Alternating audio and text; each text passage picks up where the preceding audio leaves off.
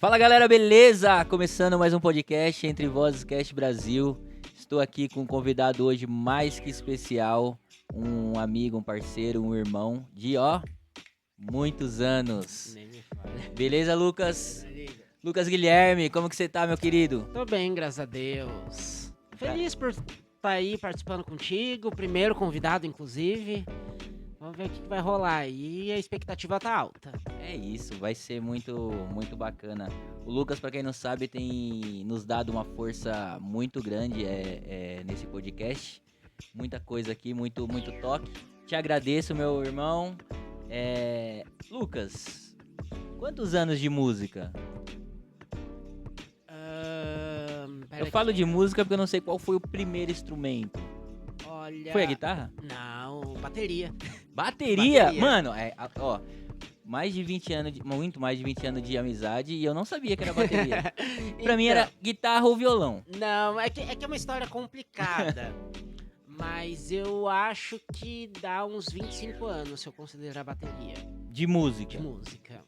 Como que foi essa história? Agora eu fiquei. Como foi essa história da bateria? Então vamos lá. Na verdade, o que acontece? Como você sabe, nasci e fui criado dentro da igreja. E a minha família, no caso, meus pais, eram muito amigos da família do pastor Severino. Sim. E tudo. E aí, a minha grande proximidade era Samuca e Rubinho, que são dois bateristas. E tudo. Isso eu tinha, sei lá, acho que uns 6, 7 anos, quando eu comecei a me interessar, comecei a sentar na bateria e achar que eu poderia fazer alguma coisa. E fez?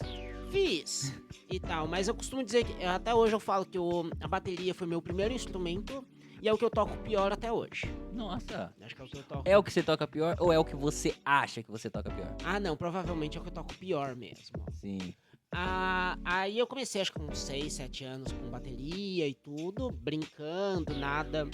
Mas eu fui, vamos dizer assim, tomar forma mesmo, em gosto pela coisa, eu tinha 11 anos, de levar a sério mesmo. E aí foi o violão. O violão. Aí foi o violão mesmo, de fato. Tinha um projeto daqui da prefeitura da cidade, que, tipo assim, ele era Estação Juventude, fica mais fácil e tudo. E aí eu tinha a opção de fazer, eu queria fazer 3 cursos lá e tal. E eu fui fazer desenho porque eu gostava de desenhar. Você desenha ainda? Não. Não sei, na verdade eu só gostava, mas nunca fui bom na área. Aí fui fazer teatro porque uma amiga minha fazia, eu queria acompanhar ela e tudo. E aí tinha a opção de fazer o artesanato, que só de olhar pra cara da senhorinha já dava sono. No artesanato? Do artesanato. E ou o violão que o professor tinha cara de louco. Aonde que você foi? Lembro. Fui pro cara de louco. E comecei a tocar violão e tudo, comecei a brincar. Comecei a descobrir que funcionava, que era uma coisa que eu gostava de fazer. Paralelo a isso, eu comecei a mexer com som e tudo na igreja, comecei a enrolar cabo pra Mas já de cara assim, ou teve um passo grande no violão ali pra depois ir pro som? Não, foi paralelo mesmo. Já foi se entrando no mundo da música mesmo. Como eu falei, como o Rubinho, o Samuca, meus pais estavam sempre envolvidos ali na área, eu comecei a fazer, mas eu nem entendia que som e música era a mesma coisa. Era porque eu tava ali, precisava de ajuda e vamos lá, vamos fazer. Até que chegou um momento, aí eu tinha uns 14 anos já, mais ou menos. Ia ter um casamento na igreja, de um rapaz da igreja. E eu ia ficar no som, eu ia ajudar no som nesse casamento. E tal. Aí o Elias, que era nosso líder de louvor na época, então, o nosso líder... À tarde eu montando o som, ele falou, mano, o Júnior não vai vir. O Júnior, nosso Júnior. O Júnior não vai vir, não sei se tinha acontecido alguma coisa, ou se ele já tinha avisado que ele não iria. Sei que o Júnior não viria. Ele falou, você tá estudando violão e tudo, você conhece essa escala? Conheço. Você não quer fazer o baixo? Já é o terceiro instrumento, hein? E eu lembro que ele falou eu lembro perfeitamente dele falar a seguinte frase: são músicas fáceis e conhecidas.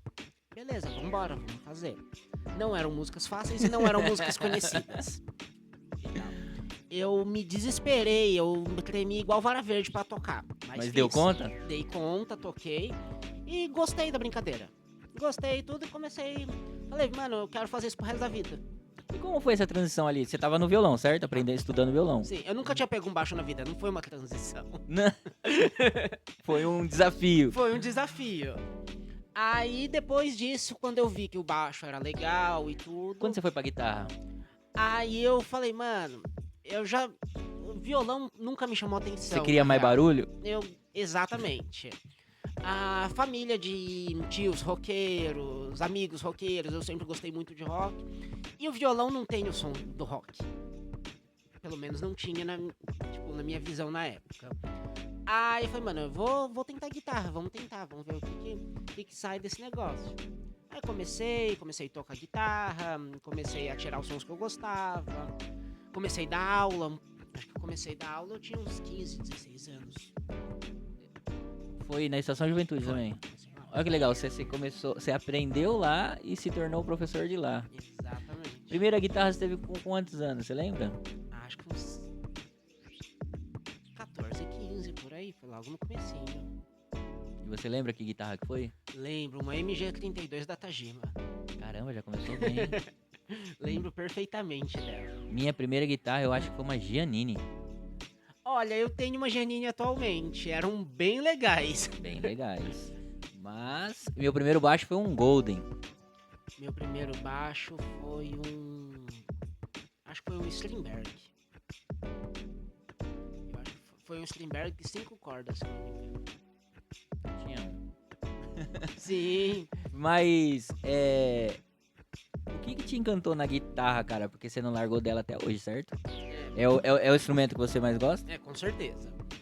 Eu acho Eu que... costumo dizer que você gosta de um violão ali, mas você não assume. Não, violão não. Violão não... Violão é quando precisa. Quando precisa. Mas o que... E eu torço pra não precisar. O que te encantou na guitarra? A distorção, os efeitos, Cara, a guitarra em si? eu acho que primeira coisa foi conseguir visualizar, tipo assim, conseguir tocar aquilo que eu ouvia. Nossa, consigo fazer igual. Passei por isso. Já. Exatamente. É possível. Exatamente. Tipo assim, a guitarra, ela foi um divisor de águas de eu olhar e falar assim, aquilo que eu escuto, tipo assim, aquilo que parece abstrato pra mim agora parece real. É diferente de, por exemplo,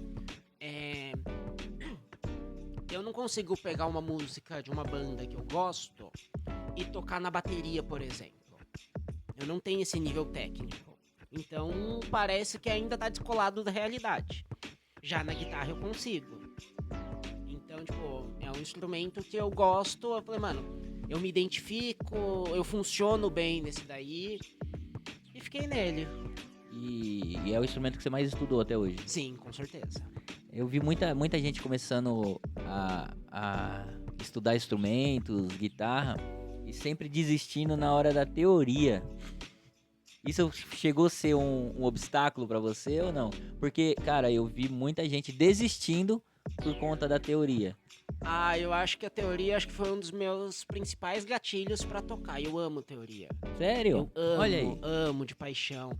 Eu amo, tipo assim, tirando a música, assim, uma das minhas paixões sempre foi história e filosofia. Então, essa coisa de você entender o que tá acontecendo, o que tem por trás, a lógica por trás das coisas sempre me fascinou bastante. Então, eu gostava de estudar a teoria.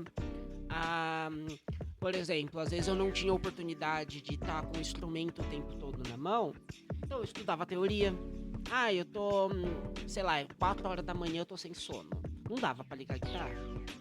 Então eu descobri na teoria como continuar estudando. Eu passei por... Eu lembrei disso, não disso, né? Porque teoria também eu não... Eu sou um desses que não... A gente só sabe. foi. Esse daí, na verdade, a minha teoria sobre o Dersan é a seguinte. Ele é o músico mais talentoso que eu conheci na vida. Isso eu não tenho a menor dúvida. Agora, com certeza, é o mais preguiçoso também. Não é, pô. É que... de repente... É que estudar pra mim sempre foi um... Mas eu acho que é uma questão que, tipo assim... eu me encontrei na guitarra e, tipo, eu escolhi fazer isso pra vida. Já não foi seu caso, tá ligado? É que diferente. eu vim de uma época que, cara, me entenda bem, para um professor de música, não me crucifique, mas que pô, se a gente conseguia fazer, não precisava estudar. Sim, tipo, faz todo sentido. Tipo assim, cai muito naquele negócio. Eu fui estudar porque aquilo que eu tocava, é, eu queria tocar igual aos meus grandes ídolos. Você já tocava igual às pessoas que você queria. Então não fazia sentido pra você estudar. Pra mim fazia. Até porque, por exemplo, você sempre foi mais talentoso do que eu, então você não precisava mais, tipo, chegou um certo momento que você falou, beleza, eu tô satisfeito com aquilo e não vou estudar mais. Eu já olhava e falava, não, mano, eu preciso porque eu sou meio devagar no negócio. É que a música pra mim, cara, ela não teve assim vou começar. Como meu irmão já tocava e já tinha banda, você não lembra de uma banda chamada FP4? Sua, eu lembro. Não, do meu irmão. Não, seu irmão Mano, não. era meu irmão, o Adriano na bateria, o João Paulo, é muito antigo. Sim, eu lembro vamos dizer assim, das histórias, mas eu não lembro de vê-los tocando. Porque essa banda que eu tô falando é ainda antes das minhas, entendeu? Então eu sempre tava no meio. Quando eu fui ver, eu tava ali, já com eles. E aí, não foi um vou começar, vou. Quando eu vi, eu tava. Então, e cara, você falou do. Não podia tá com o instrumento sempre, por isso você estudou teoria. Não dava pra ligar de guitarra 4 horas da manhã. Me veio o gatilho aqui da minha adolescência, cara. Eu fui um dos adolescentes que não conseguia dormir de noite. Não sei. Eu passava a madrugada acordada. E muitas vezes com a guitarra no colo, fazendo música, escrevendo, tocando, com a guitarra desligada. Sim. Mas pra nós, que tá tocando, a guitarra tá desligada, não tá fazendo barulho nenhum. E eu lembro da minha mãe sempre brava, porque pra ela fazia muito barulho mesmo a guitarra A desligada. minha também, provavelmente. Acho que ela me xingou algumas noites. E eu passava a madrugada tocando, cara.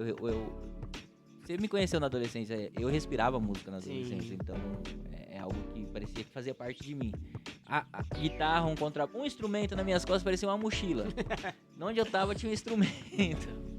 Hoje em dia eu ainda brinco. Eu falo que se eu ganhasse uma palheta, R$1, pra cada pessoa que falava, nossa, eu te via com a guitarra nas costas. Já tava milionário. Com certeza. Pena que o povo não paga pra falar isso. Teve um gatilho assim pra você falar, cara, eu quero viver da música? Quero ser um músico? Minha profissão ser música? Cara, eu acho que não. Eu acho que quando eu vi, eu já tava envolvido demais pra sair. Eu olhei e falei, mano, eu gosto, eu tô feliz fazendo isso. Apanhei muito da vida pra fazer isso. Apesar de eu gostar muito de estudar guitarra, mas até eu entender como funcionava o mercado, até eu conseguir ingressar no mercado musical, eu apanhei bastante como profissão. Era aquela coisa, eu era um bom músico, mas não um bom profissional de música. E tudo. Mas até algumas pessoas me perguntavam, eu sempre brinquei, eu falava, qual é o seu plano A? Ser músico. E o plano B? Fazer o plano A dar certo. Eu nunca nem tentei, nunca nem pensei em fazer alguma coisa que não fosse música. Isso sempre foi muito natural, sempre foi quase que uma extensão do que eu fazia e só fui fazendo. Esse aí que você falou é interessante, que eu fiz um curso uma vez sobre a área de estética automotiva que eu trabalho. E uma das aulas falava isso, cara, que tipo assim, não é só o funcional, não é sobre fazer. Uma empresa é muito mais que isso, né? Tem a gestão, tem a venda. E eu acho que a música entra a mesma coisa, né? Não é só tocar, existe uma gestão inteirinha ali a ser trabalhado, né? Então, eu demorei muito pra entender que tocar bem era o mínimo. Porque, sei lá, vamos pegar o exemplo de um cara que é Uber. Dirigir bem é o mínimo que ele faz. Ele tem que ter, por exemplo, um carro bom, um carro decente, um carro limpo. Ele tem que ser educado, ele tem que ser organizado. Tocar bem é o mínimo que um músico profissional precisa.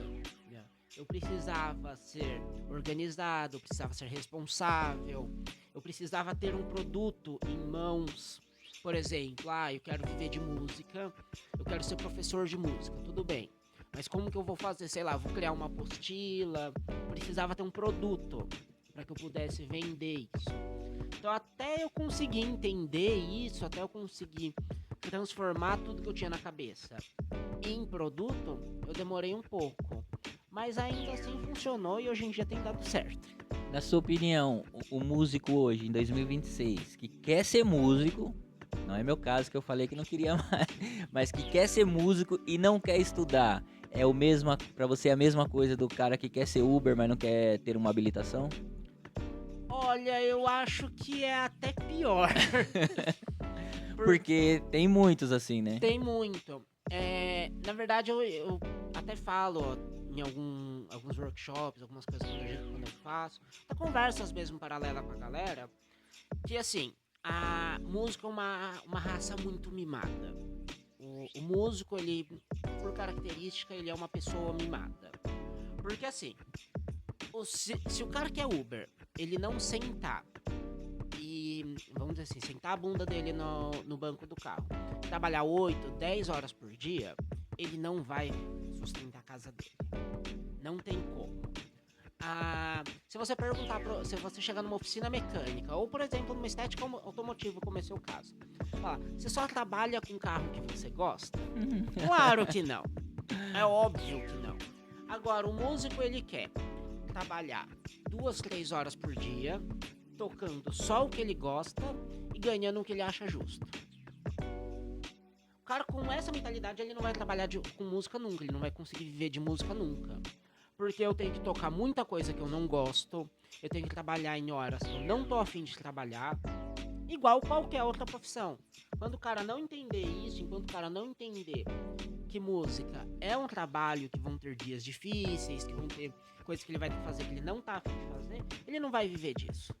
Você me lembrou, acho que eu vi um vídeo esses dias, acho que é o Aposan, cara. Ele tá, acho que com o irmão dele. E aí, respondendo caixinha de pergunta. E a pergunta era mais ou menos assim: é sério que precisa ensaiar pra tocar na igreja? Pelo amor de Deus. A cara que ele fez foi. Mas hoje em dia, na verdade, eu tenho muito pensado a respeito disso. Pra mim, hoje em dia, existem 2 tipos de música. 2 tipos de. Eu categorizo, vamos dizer assim, a música em 2 qualidades: a questão do entretenimento e a questão da arte em si. Tem música que só serve para entretenimento mesmo. Tem música que ela foi feita para você dançar, para você brincar, para você curtir. E tem música que ela vamos dizer assim, que ela tem uma mensagem, que ela tem toda uma questão, ela tem todo vamos dizer assim, uma filosofia, alguma coisa por trás daquilo. O cara que quer, por exemplo, viver de entretenimento, beleza. Ele sai do serviço dele, cata o violão dele e vai entreter a galera. Vida que segue. Não tem problema nenhum no cara fazer isso.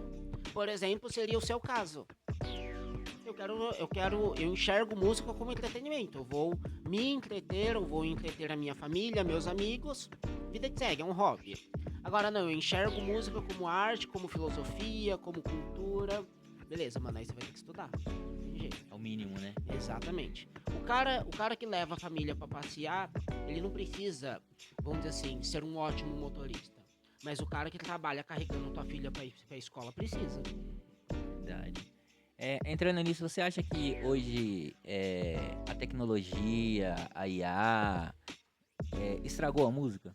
De jeito nenhum. Eu acho que cai naquela história do entretenimento, arte e cultura. Pra mim, a inteligência artificial ela é simplesmente uma ferramenta. Por exemplo, o cara que é matemático, ele não depende de uma calculadora para fazer conta, mas ajuda. A mesma coisa, eu sou músico, se eu precisar compor e gravar, eu vou fazer, eu dou conta de fazer. Agora, se eu tenho a opção de fazer mais rápido, como a inteligência artificial, por exemplo, por que não usar? Agora, o que acontece? Tem muita gente usando da inteligência artificial, por exemplo, como muleta para não tocar bem. Tem gente usando artifícios extras como muleta pra não fazer o que precisa ser feito. E aí passa a ser um problema. Por exemplo, se a gente for pegar há 50 anos atrás aí, 20 anos atrás aí, pro cara gravar um disco era extremamente caro, extremamente difícil. A gente viveu, vamos dizer assim, o finalzinho dessa época, mas era caro. Então, o cara, pra ele gravar, por exemplo, uma música, ele precisava gastar dinheiro com estúdio, com bons músicos. E aí o cara não ia gastar, por exemplo, 20 mil reais pra gravar um disco e colocar músicas ruins. Porque ele falava, talvez eu não tenha uma segunda oportunidade. Sim. É a chance da vida, né? Exatamente. Então ele olhava e falava, mano, eu preciso pegar minhas melhores composições e eu vou gravar.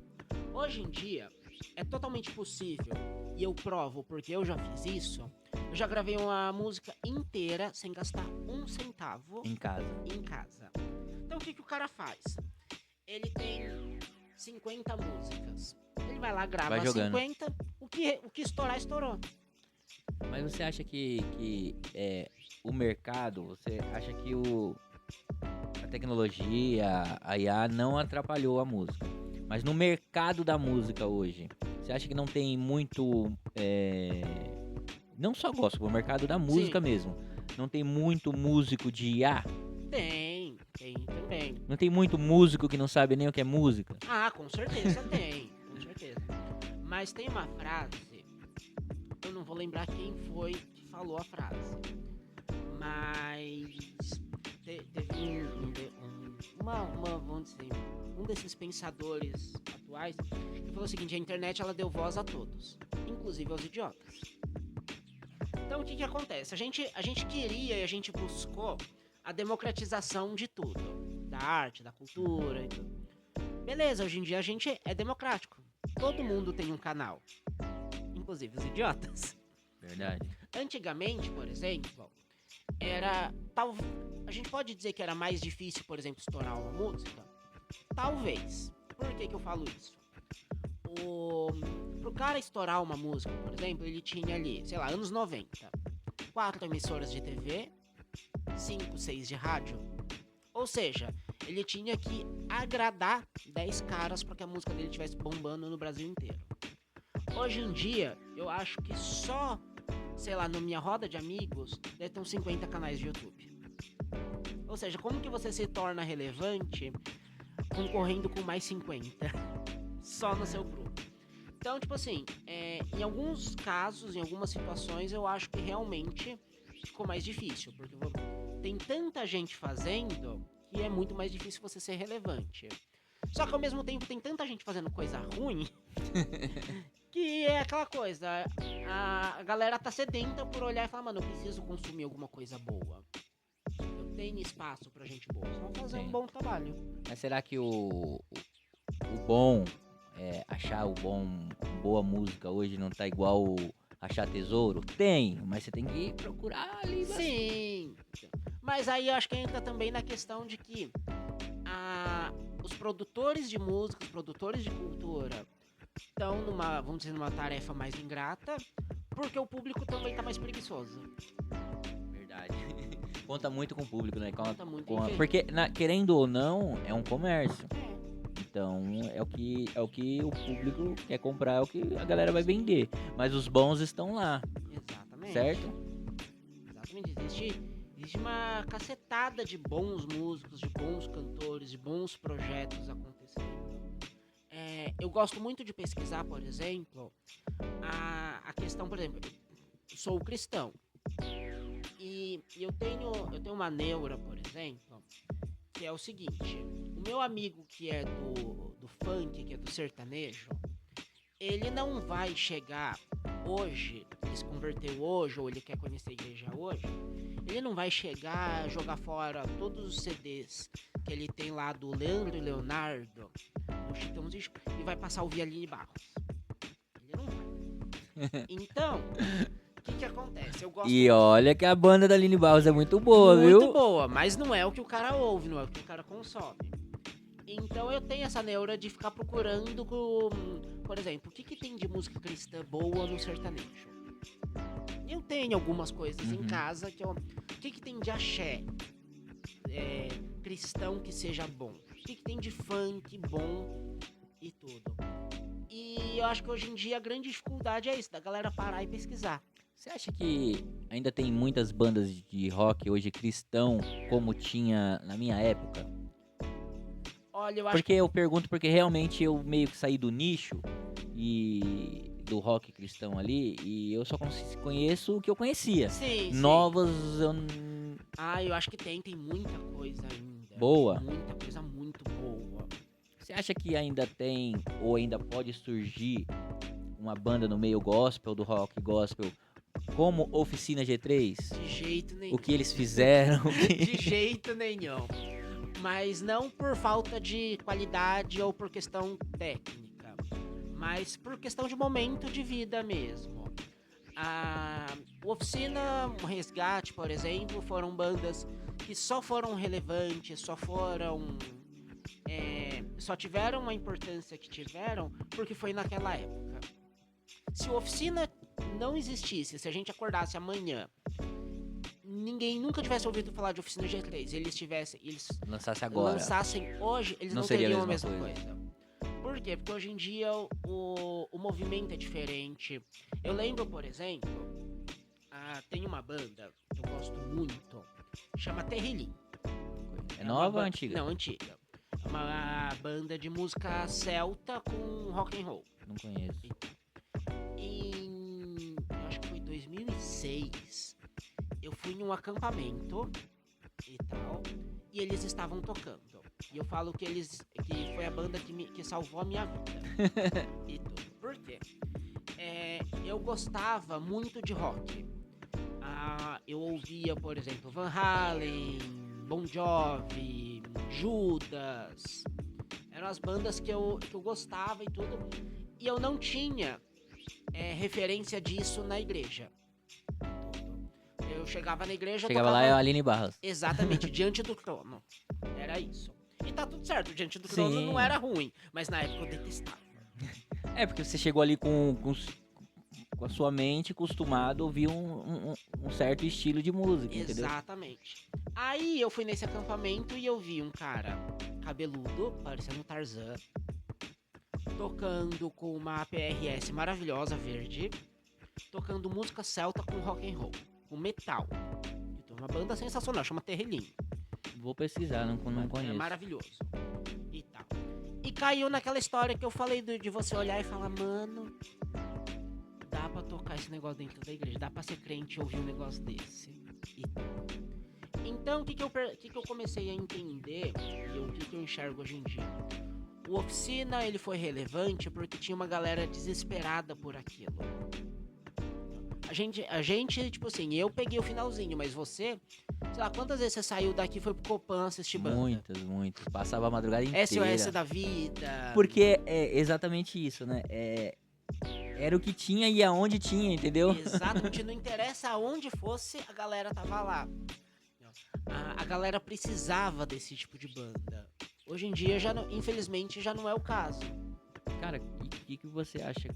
Qual a importância pra você dessa cena do rock dos anos 2000 pro jovem cristão?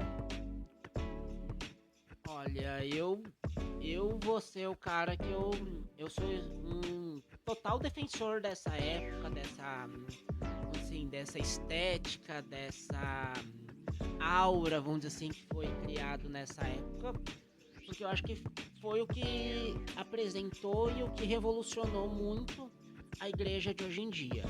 Se a gente for parar pra pensar, se a gente for colocar, por exemplo, até mesmo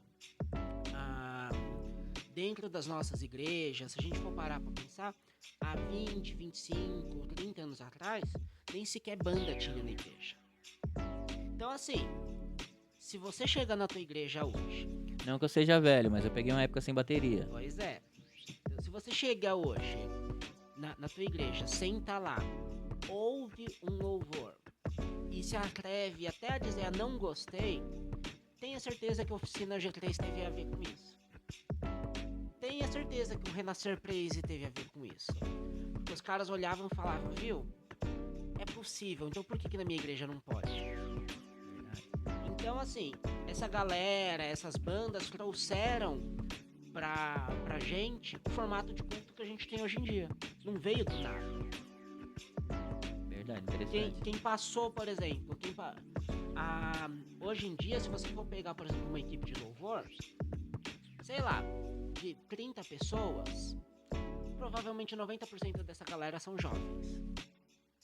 Não é a tiazinha de 60 anos que tá ali. Pode até ter uma ou duas, mas não é a maioria. Agora, o jovem só passou a ser respeitado, vamos dizer, ser visto como força de trabalho dentro da igreja nessa época. A gente só era os rebeldes, os vagabundos que davam problema, os que não ia dar em nada. A partir dos anos 90, 2000, foi que a galera olhou e falou, mano, essa galera pode fazer alguma coisa e pode fazer uma coisa boa. É uma questão de evangelismo, né, cara? Exatamente. Porque eu lembro assim, ó, no meu caso, a gente ia muito pra esses rolês, porque assim, eu vim de uma época que tudo era pecado. Sim. Você usar uma calça larga era pecado. Você usar. Uma apertada também. Você usar boné era pecado. Ou seja, eu que vim do rock também, pra quem não sabe, eu vim do rock. Poucos sabem hoje em dia, mas Né? eu vim. E eram uns rock Você ouviu os bagulho mais um pesado pouco que eu. pesado.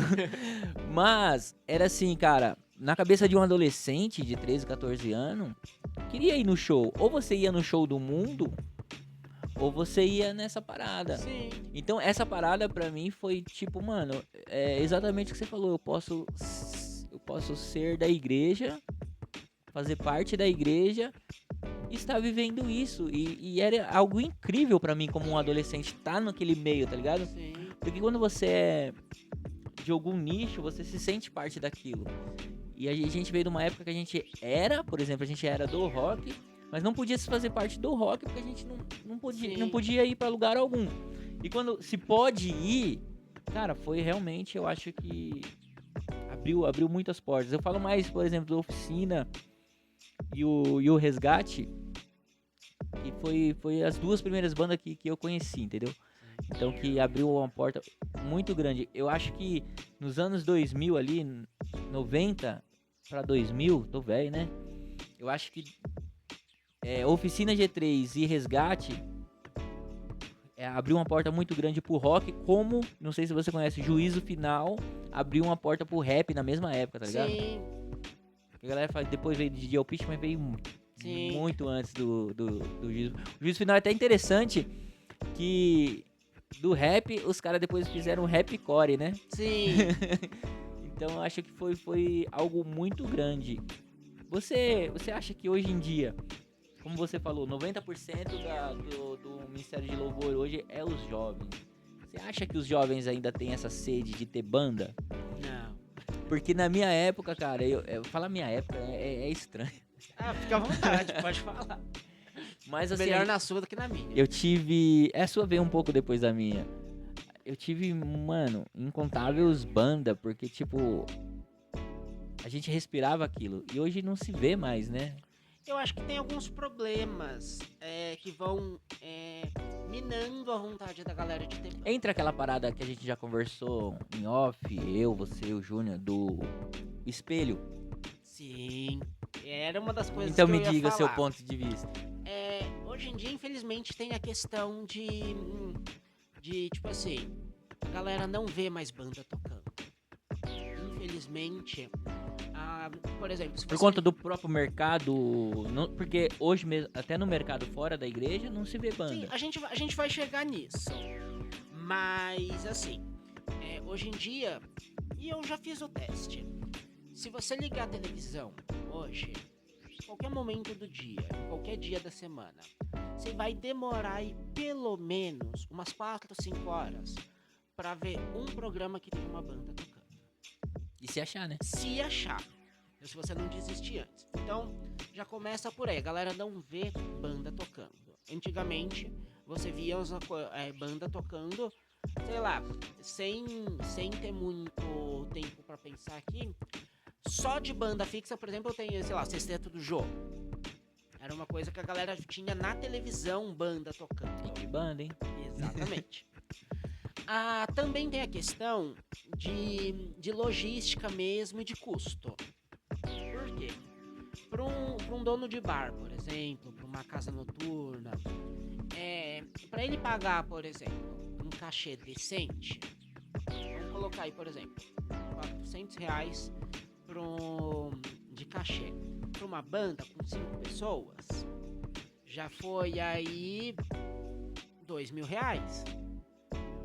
Aí ele pega, por exemplo, esses R$2.000, ele pode, por exemplo, pagar 500 conto pra um cara fazer voz e violão. Faz sentido. Então ele vai fazer o quê? Ele vai arriscar e colocar uma banda, sendo que ele pode colocar um cara fazendo voz e violão. Aí entra a história também do playback. Às vezes o cara nem vai fazer um voz e violão, vai fazer voz e playback. Ou seja, pro dono do bar, pro dono da casa de show, ele vai olhar e falar, mano, eu tenho a mesma sonoridade, eu tenho a mesma pegada, com um cara fazendo por 25% do valor. Por que eu vou colocar uma banda? E entra naquele papo que a gente falou antes, lá do público, né? Do que o pessoal tá ouvindo. Hoje em dia, infelizmente, a galera que tá ouvindo tá nem aí se é uma banda ou se é um cara Exatamente. no playback, no teclado. Exatamente. E aí, o que acontece? A galera nova tá muito satisfeita em tocar no quarto. É o que basta, tá bom. A galera olha e fala, beleza, eu toco guitarra, eu coloco lá no YouTube da vida a música que eu quero, toco junto, lanço no Instagram uns videozinhos ali e outro, a galera curte. Tem aquela sede, aquele sonho, né? Tipo, quando eu entrei na música, eu sonhava em ver da música e ter uma banda. E, mano, por exemplo, olha como as coisas mudou. A gente se imaginava, por exemplo, tocando num Rock in Rio. Sim. Hoje, até o Rock in Rio mudou. Hoje em dia parece que dá até uma vergonha se você for chamado pro Rock in Rio. Cara. Não. Na verdade, esse negócio de ter bandas, tudo, tem uma questão que sempre me pegou, que eu acabei ficando meio frustrado de ter banda, porque tinha um amigo meu, quando era moleque, eu sonhava em ter banda com ele. Um amigo meu, por acaso tá na minha frente. E tal. Quando eu comecei a tocar um pouquinho melhor, um pouquinho mais decente, beleza, agora eu vou conseguir. Ele parou de tocar. Poxa. Então aí teve uma época que eu falei, mano, eu não vou só viver disso, mas essa questão de ter banda, ela é muito difícil, porque é um casamento também. É um casamento, cara. Você tem que lidar com os gostos de outras pessoas, você tem que lidar com o bem-estar de outras pessoas. E é aquela coisa, por exemplo, se você tem 5, 6 pessoas de uma banda... É um monte de cabeça pensando diferente, né? Exatamente. E uma certeza você tem, alguém tá bravo. Sempre vai ter alguém incomodado. Ninguém nunca vai estar 100% da galera bem. E aí você tem que lidar com isso, lidar com todos os problemas que isso gera, lidar muitas vezes com, tipo assim, eu deixei minha esposa e meus filhos em casa, um negócio gostosinho, pra vir aqui passar perrengue com essa galera. Não preciso disso, né? Exatamente. Eu acho que é por isso que a galera começou a minar essa ideia de ter banda. Você foi um músico, um cara, começou muito cedo ali, que foi de ter muita banda? Olha, eu tive bastante banda que não deu certo. Mas isso é bem-vindo ao clube. Eu tive bastante coisa. Eu tive Só. Tive bastante banda também que não deu certo, mas a gente se divertia muito. Isso com certeza. Eu tive, sei lá, acho que umas 40 bandas que nunca saíram da garagem da minha casa. Se juntar com as que eu montei na minha cabeça, tinha mais umas 200. Mas eu acabei sendo um cara que sempre acompanhou muita gente. Eu entendi, talvez, não sei se eu entendi isso ou se a vida me explicou isso, que eu sempre fui um cara muito de servir. Sim, até hoje. Eu sempre fui um cara de, tipo assim, eu não faço questão de eu estar na frente. Você é solícito, né? Seja lá o que for. Brincadeira, não sei o que. Não, brincadeira. O que é solícito? Então, Mas eu era aquele cara assim, eu nunca fiz questão de estar na frente. Só de fazer já tava bom. Exatamente. Então, eu sempre fui um cara que acompanhou muita gente. Mas não fui um cara de ter tantas coisas. De ter tantas bandas. Às vezes eu olhava e não sei se é questão de cabeça, ou sei lá, o entorno, contexto. Mas eu acho, às vezes eu olhava e falava, gente, eu não tenho nada de bom pra oferecer, como, tipo assim, eu ser um band leader, eu ter a minha banda, eu não tenho nada de bom pra falar. Então deixa eu aqui só ajudando a galera a fazer o deles e tudo. Até mesmo a questão de Caramba, para aqui. Até mesmo a questão de composição mesmo, eu olhava e falava, tipo, compus, sei lá, uns 30 cadernos ao longo da vida e se eu somar hoje, eu acho que eu não tenho 5 músicas. Mas você era de criar e passar pra alguém? Não, Ou eu só guardou jogava pra fora mesmo. Eu nunca gostei, eu sempre olhava e falava, não vale a pena investir nisso. E jogava fora, às vezes eu terminava ela, ok, terminei. Acabou, já jogava fora? Eu jogava fora. Nossa. Eu olhava, não vou levar isso pra frente.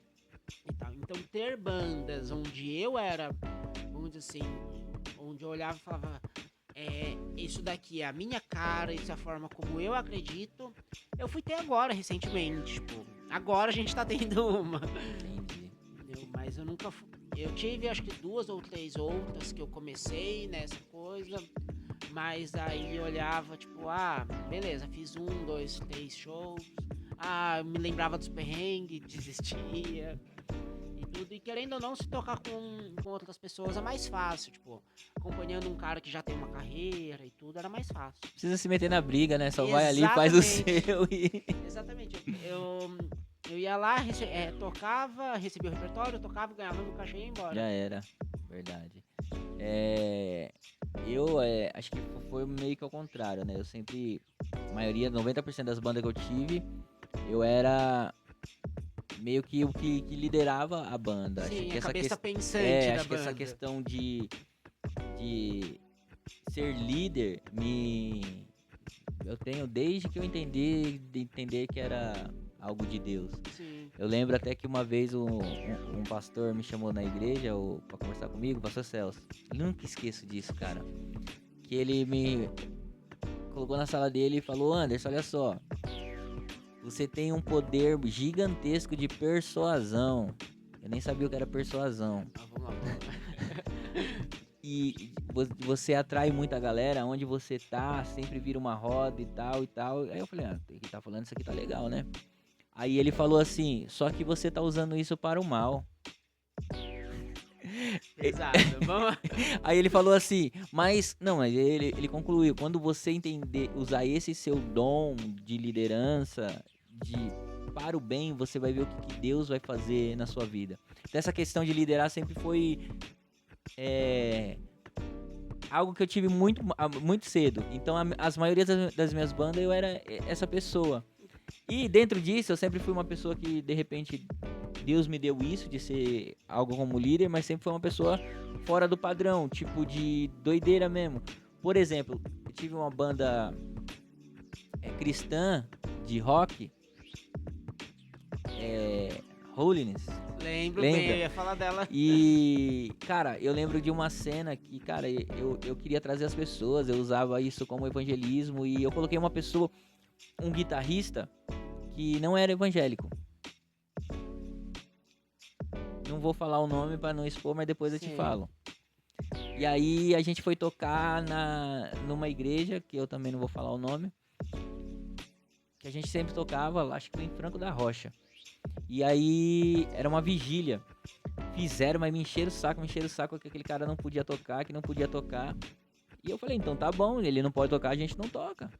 Ok, aí até que não, ele toca. Mas ele tinha um santinho de chaveiro na bag da guitarra dele. Falaram, ele toca, mas tem como ele tirar? E eu sempre fui esse líder que, mano, vamos pagar o preço ali. Sim. Então, e sempre fui batendo o pé ali. Então eu falei, mano, ele pode tocar, mas tem que tirar, isso não seria uma hipocrisia e tal. Então eu sempre fui essa pessoa tendo banda, né, mano? Eu sempre tive o problema de tipo assim. Na verdade, eu não tenho muito problema, muita dificuldade em liderar as coisas. Eu só não gosto de ficar disputando espaço. Então, tipo assim, quando a pessoa me coloca, viu? Eu vou te colocar nessa função. Você vai fazer isso, você vai fazer. Você vai ser a cabeça pensante do projeto. Beleza, maravilha. Agora, se eu ver que a pessoa me colocou ali e tá tentando disputar espaço comigo, beleza, vai lá e faz. E aí, muitas vezes, eu tive problemas com bandas por conta disso. Da pessoa olhar e falar, eu quero que você faça. Ou, por exemplo, não tô dando conta, eu quero que você vá lá e faz. Aí eu ia lá e colocava uma certa direção, colocava uma certa visão que eu tinha da coisa. Beleza, tá caminhando de novo. Então aí a pessoa tomava de volta. Quando tá tudo bem, E aí eu comecei a falar... você só tira a mão. Exatamente, falei, não vou ficar discutindo, não vou ficar mais brigando. Apesar de tudo, apesar dessa cara fofa, mas eu tenho uma fama meio de briguenta. E aí eu falei, comecei a me afastar, falei, não compensa mais ter banda pra isso, pra me desgastar, pra perder noite de sono. Não é mais um adolescente, né? Exatamente. Eu lembro que a gente tá falando. Quando eu comecei a tocar, quando eu tinha, sei lá, 16, 17, 18 anos. Vamos tocar em tal lugar, os caras vão pagar, sei lá, pizza, 50 conto e sei lá, e uma garrafa de vinho. Vamos, vai ser mó legal. Hoje em dia, se o cara falar isso pra mim, eu vou xingar ele. E tipo, eu falo, mano, sábado à noite, eu vou perder tempo, eu vou perder a oportunidade de ficar com a minha família. Então, tipo assim... Você aprendeu a se valorizar como músico? Sim, também. Eu acho que, tipo assim, o entorno também começou a ter mais valor. O que tinha valor pra mim com 17 anos, hoje em dia parece ridículo perto do... Eu falo, mano, como que eu dava valor pra aquilo? E eu acho que assim, hoje em dia eu entro em muito menos brigas do que eu entrava antigamente por conta disso, não vale a pena. Eu olho, por exemplo, mano, eu vou ter banda pra ficar brigando por conta de, sei lá, da roupa que a gente vai usar no dia, ou se vai ter guitarra nessa parte ou não vai, ou se a tal pessoa pode ou não cantar com a gente. É assim, beleza, faz do teu jeito, faz da minha. A única coisa que eu faço, que hoje em dia eu tenho feito bastante, o que eu tenho aprendido bastante, é dizer não. Eu acho que é uma das áreas mais difíceis. Você tinha dificuldade de dizer não? Sempre tive muita dificuldade de dizer não. Dizem não, né? É verdade, eu aprendi muito. O não cura, né? Exatamente. O não liberta, o não é um monte de coisa positiva. Exatamente. Então, por exemplo, porque tal coisa tá pegando fogo, Lucas, tal projeto tá pegando fogo. Ou, por exemplo, sei lá, a escola tal tá pegando fogo, não estão com o professor, tá com problema, não sei o que, blá blá blá. Lucas, você vem aqui? Não vou. Quando vocês estiverem estruturados, eu vou. Aí eu vou colocar. Porque se vocês acreditam no meu projeto, se vocês acreditam na minha competência, quando estiver tudo bem, o convite vai estar de pé. Sim.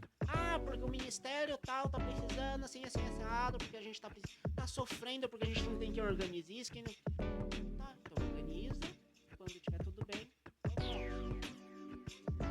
Não é o tapa-buraco, né? Exatamente, porque daí quando a gente faz esses tapa-buraco, a gente faz do jeito que dá. A gente não faz do jeito que a gente entende que é o certo. E aí quando tiver tudo bem, eles vão lá, tira você e coloca outro. Verdade. Então eu falei, não vou fazer mais. Verdade. Dentro disso, hoje, como você já citou, a gente tem uma banda, né? A gente tá com uma banda. Como que é pra você essa banda que, tipo, é uma banda de gerações, né? Nós temos ali, por exemplo, o Júnior, que, cara, de quando você era adolescente, é um cara que, tipo... Era o cara que não tocou no casamento pra eu tocar. Exatamente. Mas é o cara que você via como músico e falava, mano, tipo assim, é um cara que... Uma referência para os adolescentes, sempre foi. Sim. Tanto cantando como tocando. E nós também temos na mesma banda uma galera que tá começando agora. Como o Mirandola, que começou ali através de uma brincadeira e foi, e hoje é um membro da banda e é uma geração assim, tá ligado? Sim. Como que você vê isso? É uma parada muito legal. Aos Sim, meus olhos, eu acho maravilhoso. é algo muito legal, né? Eu acho maravilhoso a questão da gente ter uma banda intergeracional. É bonitinha. Que a palavra bonita. O que significa? Nossa, a gente vai ter que fazer, eu tenho que colocar um dicionário. Dicionário aqui. Ó, o Derson vai lançar depois um dicionário, pode comprar. Não, brincadeira, mas assim, é interessante porque assim, primeiro que a gente tem que entender que caras como, por exemplo, Júnior, você, eu, a gente não caiu de paraquedas ali. Fazem 20, 25 anos. Então a gente não pode pegar, por exemplo, a galera mais velha e simplesmente chutar fora. Existe um motivo dessa galera tá ali, existe um porquê das coisas serem feitas daquele jeito. Mas, por exemplo, existe um gás, existe uma garra, existe uma vontade que a gente já não tem mais. Uma saúde. Uma saúde. Eu lembro, por exemplo, que esses dias atrás, a gente tava conversando, teve um evento e tal, a gente foi tocar, tudo, lá na nossa igreja. E o comentário, a questão era, o Davi tá tocando alto. E beleza, realmente estava. Era o que mais tinha gás, né? Exatamente. Mas depois eu me peguei pensando que assim, eu ainda brinquei com o Júnior, falei, eu virei o Onésimo. O Onésimo era um amigo nosso, um cara que produziu algumas coisas nossas, que ele brigava porque, por exemplo, a gente tava tocando alto. A gente era o Davi, né? Exatamente. Então, assim... Não tinha parado pra pensar nisso, mas é real. É legal da gente olhar e falar, gente, pera aí. Existe uma galera que quer ser como eu, porque um dia eu quis ser como uma galera. Então é legal porque a gente vê que tá reciclando. Uhum. Pode ser que não seja com todo mundo, pode ser que não seja em todas as igrejas, mas existe uma galera entrando, existe uma galera desejando. E aí, por exemplo... tem a questão de, tipo assim, por que eu acho a banda fundamental? Porque eu acho que em muitos momentos, em todas as igrejas, a gente acabou tendo vamos dizer, um ministério muito engessado. Tudo era muito parecido, todo mundo era muito igual, as músicas. Você saía de uma igreja e para outra, parecia que nada mudou no louvor. Você saía da igreja A e ia pra igreja B. Era um CD em todas. Exatamente. Já quando a gente chegou, beleza, vamos fazer a banda, vamos. A gente tem algumas versões de músicas que fomos nós que fizemos. E tudo. Então a gente olhou e falou, pô, peraí, existe uma... Deus não... Apesar de Deus ser um Deus globalizado, ser um Deus mundial e tudo, mas ele é um Deus de relacionamento pessoal também. Então por que eu vou ficar cantando só aquilo que Deus deu pro outro? Verdade. Então eu sou apaixonado pela banda que a gente tem por conta disso. Quase nada do que a gente toca é uma imitação do que a gente tem, do que tem por aí. A gente faz as coisas com a nossa cara, servindo a nossa galera, com o propósito de fazer com que a nossa galera, com que a nossa igreja vivencie aquilo. A igreja lá no Piauí vai ter uma outra banda que Deus vai levantar pra fazer aquilo. Mas a nossa tá aqui focada na nossa galera. E é interessante também porque além de ter essa galera mais velha na banda, você... Tá bom, eu aceito esse. Tem o Júnior, a Beta, a Rafa. Também tem a galera nova que começaram na banda. Sim. Hoje elas, tipo, até cantam e tocam no ministério de louvor, mas começaram na banda. E entra naquela parada do espelho. Você acha que a banda tem sido uma referência pra essa galera querer começar a tocar ou a cantar? Eu acho que não só um espelho, também um espelho. Eu acho que é legal a galera olha e fala tipo assim, pô, eu quero tocar igual o Júnior, eu quero tocar igual o Lucas, quero tocar igual outras pessoas que já passaram pela banda. Mas eu acho que também tem muita questão, e pra mim, eu acho que é o mais fundamental, é a questão da gente criar um lugar seguro. Por que eu falo isso? hoje em dia a gente não tem mais tanto problema, por exemplo, com juventude, com, por exemplo, disfunções alimentares. Não tem. Se você for pegar essa geração, não tem. Mas a gente tem muito problema com disfunções, vamos dizer assim, mentais. Galera, por exemplo, com problema de Lucas tá falando difícil hoje, viu? Me preparei. Mas, por exemplo, a gente tem muita gente que tem problema de aceitação, tem problema com medo de ser humilhado, com medo de ser ridicularizado. E quando a gente percebe, por exemplo, que a banda é um lugar seguro, onde a pessoa onde ela tá ali e ela aceita ser avaliada, onde ela aceita ser criticada, onde ela aceita correr o risco de ser ridicularizada, porque ela confia que aquela galera ali vai apoiar e vai abraçar, isso é muito melhor do que qualquer coisa que a gente possa fazer. E a gente tem exemplos reais dentro da banda de gente que, tipo assim, eu não quero cantar lá porque vão rir da minha cara, mas na banda canta. Eu não vou não vou fazer tal coisa se a banda não estiver junto comigo. Porque a gente conseguiu criar um espaço onde a galera olha e fala, mano, eu posso ser eu mesmo. Eu tô feliz em ser eu mesmo aqui. Benção. A começar de mim, tá ligado? Eu sempre tive esse problema de aceitação em relação a me achar doido, tá ligado? Não que eu seja, mas normal também. Tipo assim, eu tenho. Tipo assim, não vou falar que a palavra é doido, mas o meu jeito diferente, entendeu? Eu vou até te fazer uma pergunta aqui, tem até medo da resposta. Mas, o que seria mais difícil na banda hoje? Eu? Não, de jeito nenhum. Oxe. Porque eu dou os meus trabalhinhos, certo? Não, você não facilita muito, mas não, eu acho que não. Eu acho que o mais difícil da banda hoje é a gente conseguir conciliar o que a gente quer com aquilo que Deus quer.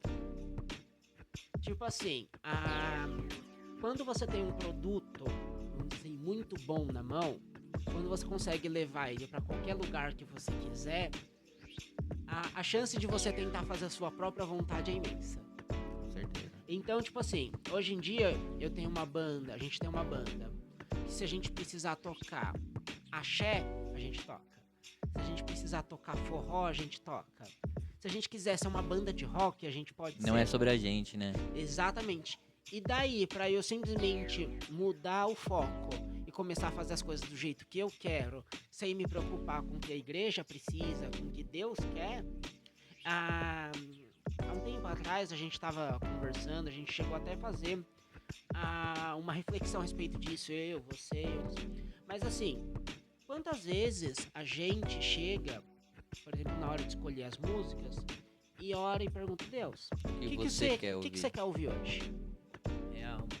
Eu acho que esse é o grande desafio, a gente conseguir se manter focado nisso. E às vezes falar, mas podia fazer aquilo, mas não é o que Deus quer. Podia fazer aquilo, seria tão legal se a gente... Mas não é. Vamos fazer outra coisa. Exatamente. Eu me perdi no rap, mais ou menos, não sei se você conhece essa história, mas mais ou menos nisso. Quando eu tava no rap, eu tinha um grupo de rap e no gospel. E aí a gente tava crescendo e tal, a gente era um dos poucos grupos de rap completo, onde tinha o DJ, tinha os outros caras e tal. E aí a gente começou a se perder nisso, no que a gente quer, entendeu? A gente, mano, os rolês de gospel já não tá mais legal. A gente já cresceu aqui, vamos pro rolê do mundo e aí a gente leva o evangelho pra lá, tá ligado? A muleta de sempre. E aí a gente foi. Começamos, saímos do nicho dos eventos gospel. E ainda com o grupo gospel, a gente, graças a Deus, ou não, a gente foi muito aceito, porque de fato a gente era um grupo bom. Então a gente foi muito aceito no meio do rap secular, sendo um grupo cristão. E quando chegou lá, de repente a gente começou a crescer e a gente também começou o mesmo pensamento. Mano, já não tá bom. Vamos fazer um som pra ganhar dinheiro? Você também falou que você era acima da média? Não foi o pensamento em grupo. Sim, tá brincando. Mas tipo assim, a gente falou, mano, já não tá bom também. Então, ó, olha onde a gente já tá chegando, a gente já chegou, vamos... Então a gente foi nessa de... Deixou do que Deus queria, porque a gente, lá no nicho do gospel, a gente tava sendo muito usado, a gente era bênção. Então a gente, de repente, era o que Deus queria pra gente, e a gente começou, mano, eu sou capaz, eu consigo, no que a gente quer, tá ligado? Eu sou capaz, eu consigo, eu acho que é exatamente isso que a gente falou, do que a gente quer, Sim. entendeu? Eu, há um tempo atrás, eu tava preparando uma pregação e tudo, até pra Butujuru mesmo, lá onde a gente frequenta. E eu fiz uma reflexão comigo, que era o seguinte: se Deus me der, se amanhã eu acordar e Deus me der sim pra tudo que eu pedi, será que eu vou acordar feliz? Olha. Foi a pergunta que eu me fiz. Pelo seguinte, por exemplo, vou dar um exemplo da minha reflexão. Eu vivo de música. Só que, por exemplo, eu amo a banda, amo os Ancorados. Aí eu falo assim, por exemplo, e por muito tempo pedi pra Deus, me dá um artista aí, um músico, um cantor aí, pode ser cristão, pra eu acompanhar, ganhar uma grana e ficar bem de vida. Aí Deus me dá, digamos que Deus me desse esse negócio. Beleza, é uma ideia legal, vamos dizer assim, um desejo bom. Quero trabalhar, quero cuidar da minha família, quero continuar servindo, então pode ser um músico cristão e tudo. Só que beleza. Aí ele me dá.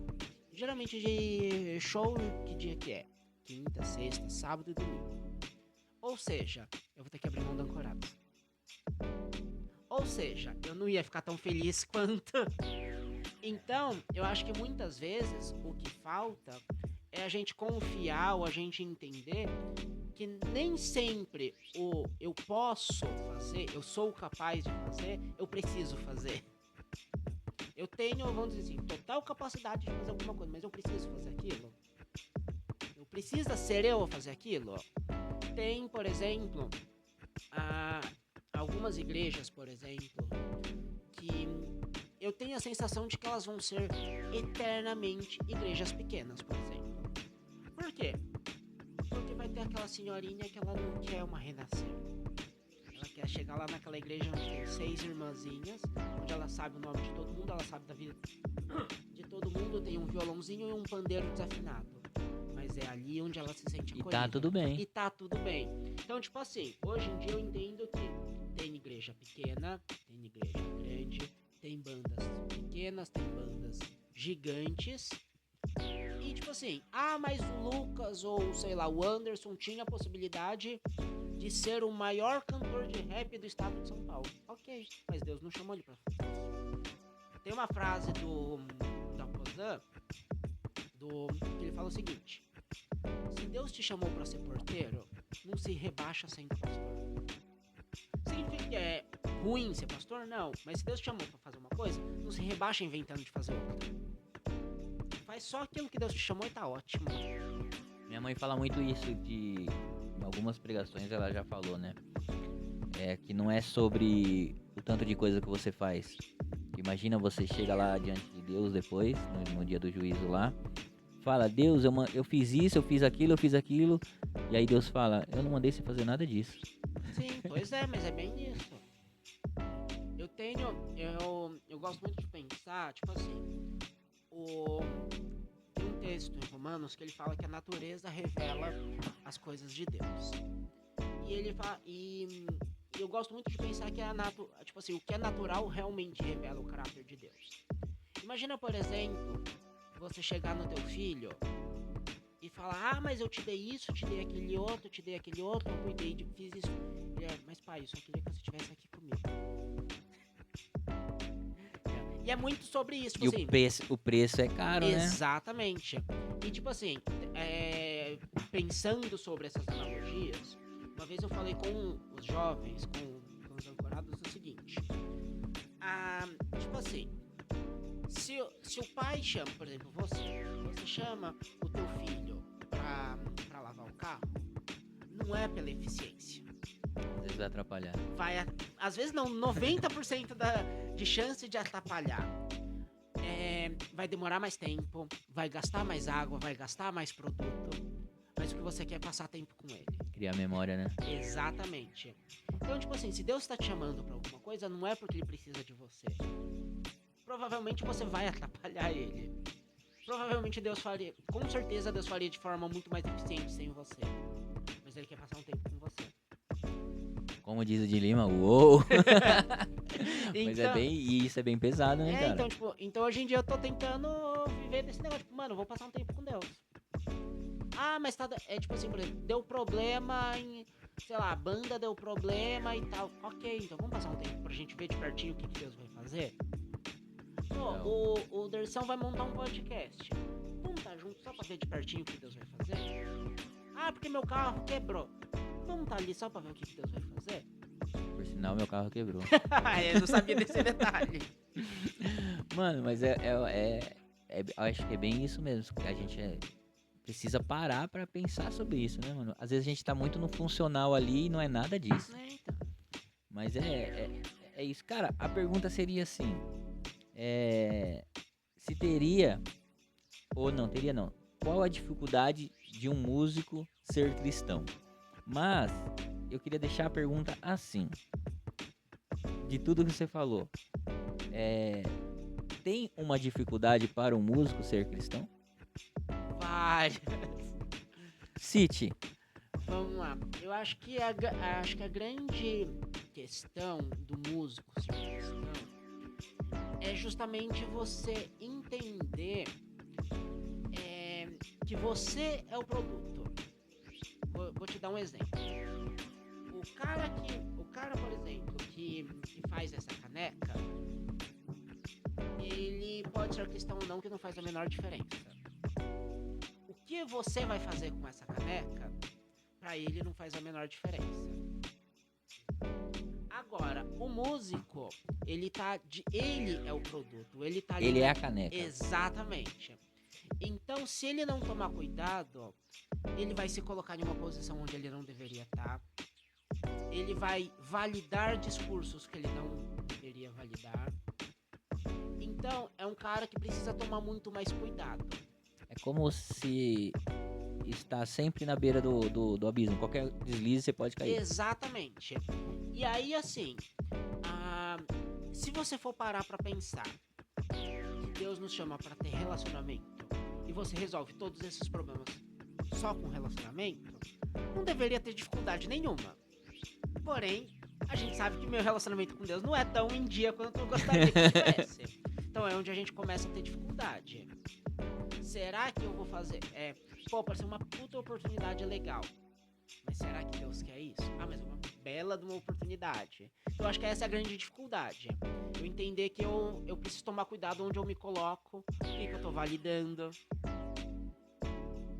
Porque às vezes a questão não é só eu fazer o errado, mas eu validar aquilo.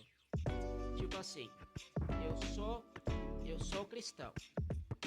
Pô, mas eu vou pro rolê com meus amigos e eu não bebo nada, eu não fumo nada, eu não cheiro nada. Aí, beleza, eu vou pro rolê com meus amigos, vou pra balada com meus amigos, tudo bonitinho, tudo normal. Aí chega uma outra pessoa, sei lá, meu vizinho, fala pra mãe dele: mãe, eu quero ir na balada e tal. Não pode. Mas o Lucas vai, ele é crente. Ou seja, a minha postura como cristão pode validar coisas que, tipo assim, que não deveriam. A minha postura, por exemplo, eu vou tocar com tal pessoa, é só por conta do cachê, eu tô dando essa mensagem. Aí eu começo a validar coisas que não necessariamente deveriam ser validadas. E, tipo assim, beleza, é uma dificuldade como músico. Sim. Mas é tanto pro músico secular quanto pro músico cristão. Porque tem muito discurso da igreja que eu também não quero validar. Faz sentido. Tem muita coisa que vai falar, mano, eu não quero. Faz sentido. É bem interessante isso, cara. Mas é que é um risco, né? É um risco, não tem jeito. O Lucas hoje decidiria escolheria correr esse risco ou melhor não? Com certeza sim, eu não consigo, não me vejo fazendo outra coisa. Não o fato de não tocar, o risco de repente tocar em algo secular. Olha, eu acho muito improvável. Eu acho muito improvável que eu volte a tocar, vamos dizer assim, algo secular como principal fonte, por exemplo. Muito por conta vamos dizer assim, das raízes que eu criei. Se eu tiver que tocar, muito provavelmente hoje, por qualquer caixa do mundo, se me chamassem pra tocar, por exemplo, no Rock in Rio e no Ancorados, eu provavelmente preferiria tocar no Ancorados. É porque o Rock in Rio. Então, tipo assim, tem certas coisas. Hoje em dia eu entendi que tem certas coisas que tem preço e tem certas coisas que tem valor. E as coisas que eu tenho tem valor. Interessante. Então eu não vou, tipo assim, eu estou muito feliz, por exemplo, tocando todo sábado com os jovens, com a banda. Eu estou muito feliz dando as aulas que eu dou aula. Isso tem sustentado a minha casa e tá bom demais. Amém. E talvez, tipo assim, dinheiro nem. Por enquanto, até que Deus me mostre outra coisa, eu acho que não tem dinheiro nenhum que resolva me tirar dessa linha. É isso. Cara, a gente vai chegando ao final. Eu não faço ideia, eu esqueci de colocar um relógio, quanto tempo que a gente tá aqui. Eu também não, Mas eu queria que você respondesse algumas coisas assim. Primeiro o que é tocar pra você? O que o Lucas sente quando está tocando? Eu acho que é estar completo. Eu acho, tipo assim, sabe quando você vai falar, por exemplo, você vai criar uma frase e você não acha a palavra certa? Eu acho que é essa sensação que eu tenho 20 horas por dia. De não achar a palavra certa. Eu acho que eu só consigo pensar na palavra certa quando eu tô tocando. Durante o dia, você sente falta? Demais. Hoje em dia eu trabalho com outra coisa que não é música também, eu tenho trabalho paralelo. Eu acho que a coisa mais difícil pra eu É não tocar. é não tocar. O Lucas chegou aqui hoje pedindo já logo o violão. Verdade, porque eu vim direto do serviço. E, cara, então pra encerrar, eu vou fazer um bate-pronto agora. Eu falo e você fala a primeira coisa que vem na sua cabeça. Tem certeza? Vambora. Música, Deus. família, Deus. dinheiro, Desnecessário.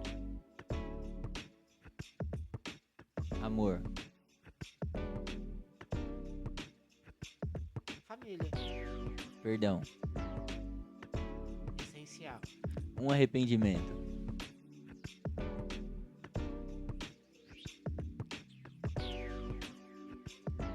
Não ter decidido por Deus antes. um sonho, Que outras pessoas olhem, tipo, o que eu faço, o que eu já fiz e, tipo assim, entendam como um ponto de partida pra não cometer os mesmos erros e, tipo assim, fazer o que eu faço hoje, por exemplo. Que eu possa ser talvez um exemplo. legal. É isso, meu querido. Creio que foi a sua primeira vez que você tá aqui, vai voltar muito mais, que além da música a gente pode trocar muitas ideias. Muito obrigado. Obrigado, querido. Deus abençoe. Amém. E é isso. Fica ligado que logo tem mais. É doido.